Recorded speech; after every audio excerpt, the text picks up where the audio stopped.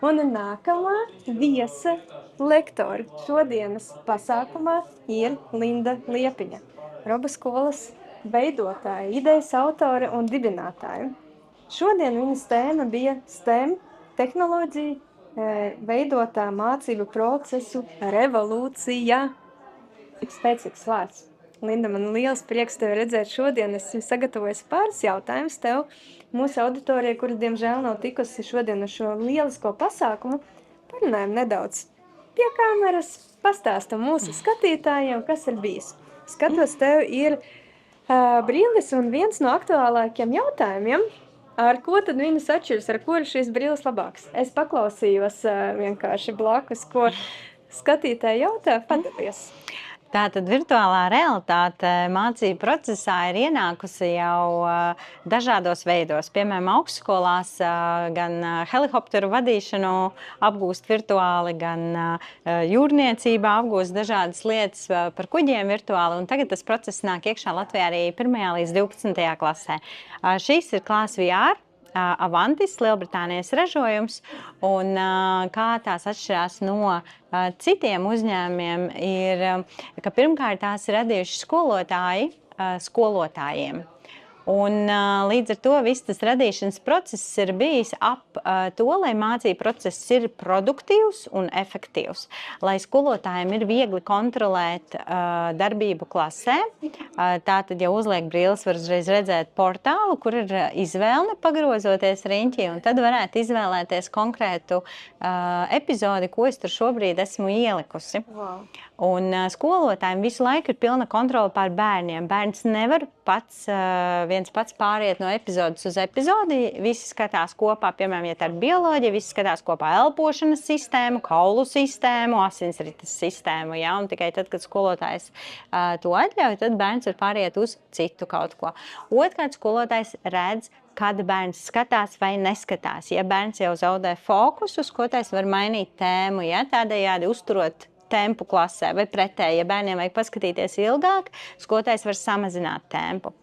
Numur 2, šīs brilles ir vienīgās, kam ir 300,000 mācību materiālu. Tas ir milzīgs skaitlis, tas ir jebkurš mācību priekšmets, kā es vienmēr saku, izņemot latviešu valodu. Ja?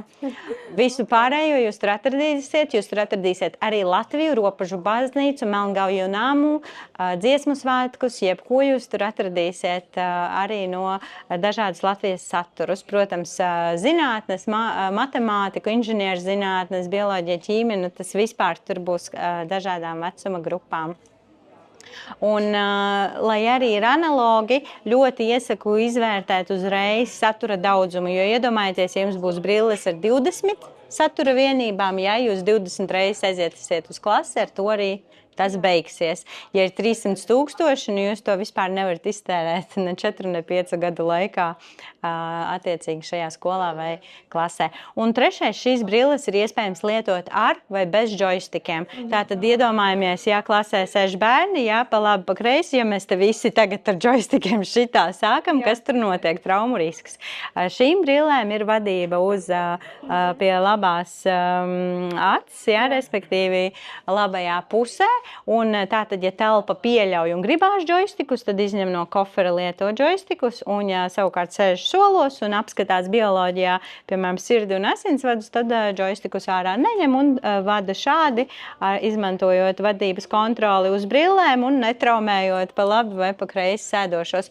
Nu, tas laikam ir tās 3 būtiskākās atšķirības ar līdzīgām virtuālajām ierīcēm. Un saka, lūdzu, es zinu, ka jūs braukāt pa skolām, un bērni, es ticu un zinu, ka viņi ir ļoti iedvesmoti būt šajā procesā, kad ir viss uz vietas. Vai tev ir kāds piemērs, kā ir mainījusies mācību pieeja pēc tam bērniem, kuri jau ir pamēģinājuši šīs revolucionārās brilles un mācību metodi tepat Latvijā?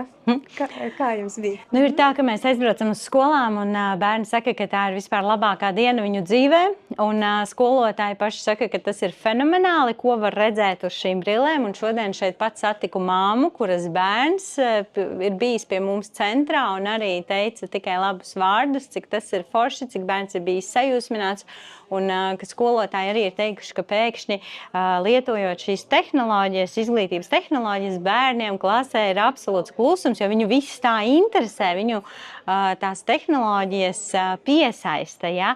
Un kas skolās bieži vien notiek, skolotājiem ir grūti noturēt to uzmanību klasē.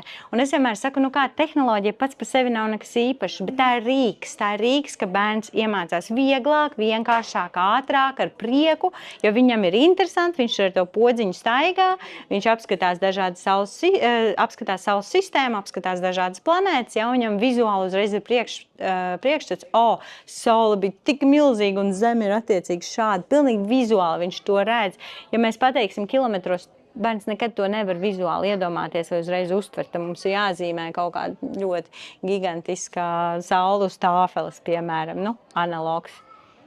Paldies, ka tu stāsti un dalies par šo stāvu. Un tagad turu šīs maģiskās brilles un atceros sevi skolā, kad man vajadzēja nevis turēt brilles, bet ar mugursomu šitā te nākt uz 1. 2. klasi ar šitādu te koferi. Es labprāt atgrieztos savā bērnībā, lai man ir tāda Linda ar roboskolu, kura mani motivē tagad vēlreiz iepazīt jaunās tehnoloģijas un ar deksmi atgriezties atpakaļ skolā.